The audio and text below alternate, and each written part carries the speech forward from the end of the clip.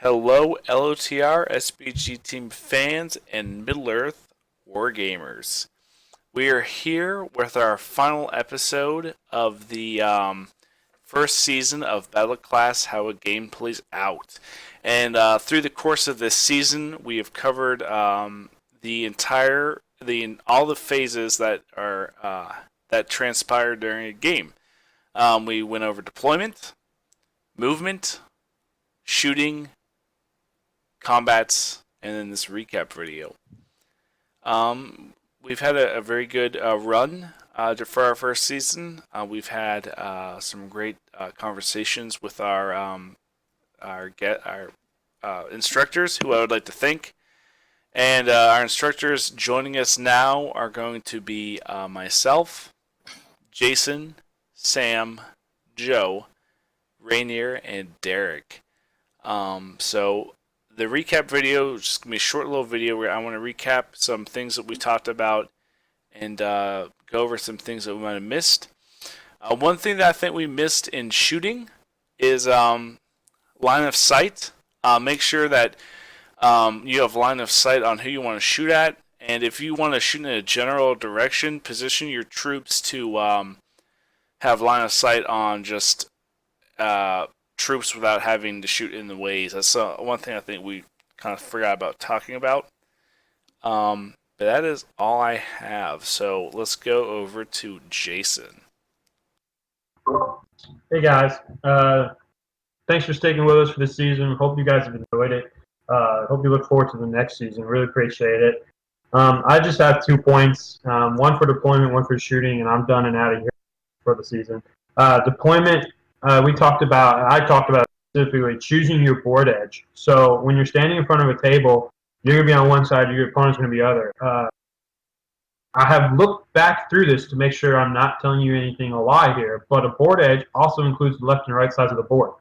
So just because you're standing in, we'll say north and south, you get to deploy, you can choose the east or west side to deploy. You do not have to deploy just in front of the board edge that you're standing in, or your opponent standing in.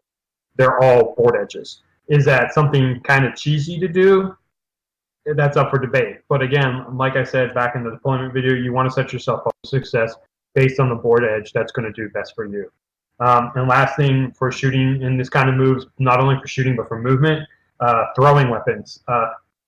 We talked a lot about bows, strength 2, strength 3, strength 4, regular bows, great bows. But shooting weapons, do not forget about those as well. Those can be very crucial. And I'll just give a couple quick examples about how good shooting weapons can be. I've killed ogres multiple times with throwing weapons. Once against Jordan Moreno, who's a good friend of mine from the DCHL group and a great player. And the first time I played him was with Durance Foe. And I walked up with Gimli to an ogre and threw my throwing axe into the ogre on my movement phase. Charge, you still throw your throwing weapon. And with the new rules, you don't take a -1 penalty. So Gimli's a 4 up to shoot on a move and throw if he's charging. So he hit on a 4 and rolled a 6, and that ogre was on his last wound, and he died. And then the other one, just recently against John from our local group here in the Carolinas, I charged in with a Rohan Royal Guard against, again, another Gundabad ogre who wound, and that strength 3 killed him on the charge. And what's great about that too is if you kill the opponent you were trying to charge with the throwing weapon, you get, as long as you have the move, then move into another opponent, and you can even throw again. So yeah, don't forget about throwing weapons; those are really big.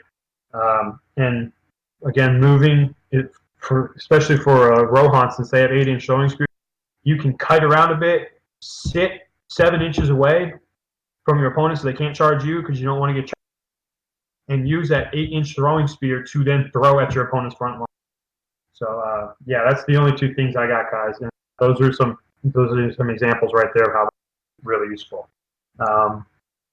Sam, I'll toss it over to you. I'm going to summarize my experiences and advice in 2 points, and that's learn the rules and practice. Play games, just learn the game, learn your army, what all is at your disposal.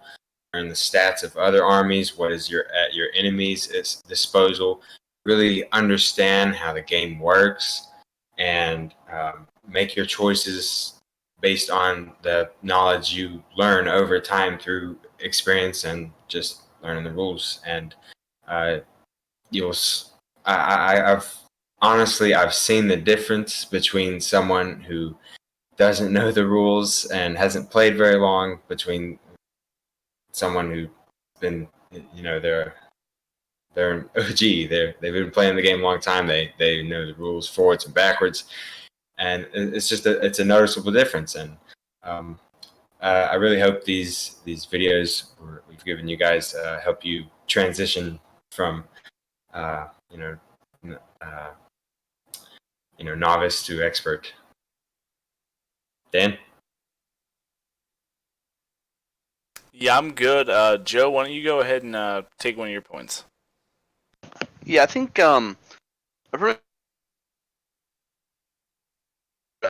the game in general, I think that what I'd recommend to players new, specifically new players, really, is you want to, like Sam said, you want to know the tools of your army, how to use them, when to use them, when not to use them. And I think me personally, whenever I play a new army, I'm prepared to lose with it several times before I can really learn how to play it. So don't get downhearted if you lose a few games. There's some scenarios that favor the army you're going to play. There's some scenarios that don't. So I'd recommend, if you play a new army and if you're new to the game, I'd recommend saying, just have fun. I mean, that's ultimately why we all play the game. Have fun with it. Don't get downhearted by losing, and take losses. You learn more by losing than winning. So I'd say, just learn. And if you win and you have fun with your army, then hopefully our videos helped you guys. That's it for me. Alrighty, Jason, you had one more thing? Yeah, guys, I lied. I got one thing. This will be real quick, real simple. Page 14, most important rule of the game. It's a gentleman's game. So no matter what, just remember, be polite, be nice, have fun. I think everybody's covered that.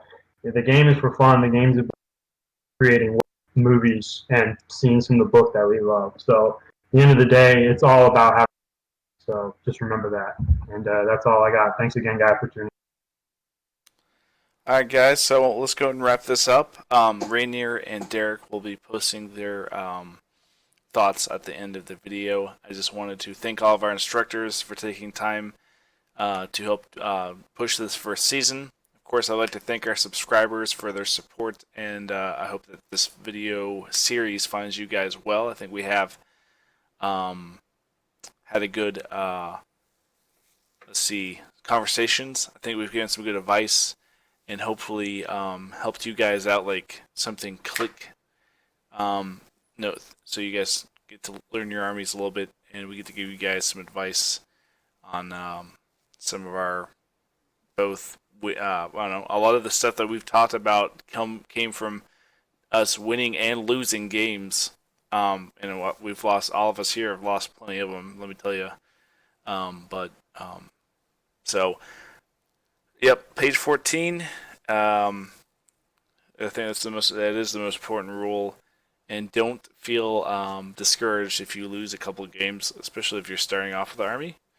At the end of the day, you win more from losing, as Joe said. So please like, share, subscribe, and comment below.